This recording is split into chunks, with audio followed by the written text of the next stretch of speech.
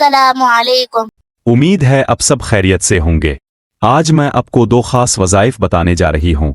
एक वजीफ़ा गनी होने का है और दूसरा अल्लाह का कुर्ब हासिल करने का।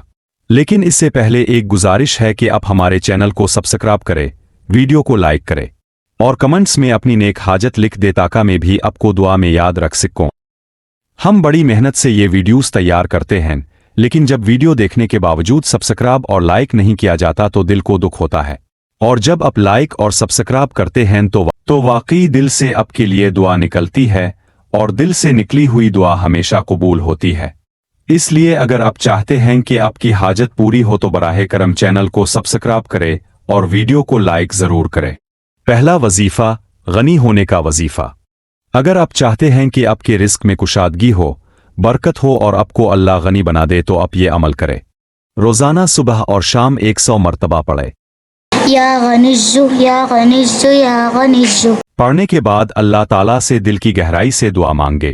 इंशाअल्लाह रिस्क में बरकत होगी और परेशानियां खत्म होंगी। दूसरा वजीफा, अल्लाह का कुर्ब हासिल करने की दुआ। अल्लाह के करीब होने के लिए रोजाना सुबह और शाम ये दुआ पढ़े। रब्बि ला तज़रनी फर्दन व अंत खैरुल वारिसीन।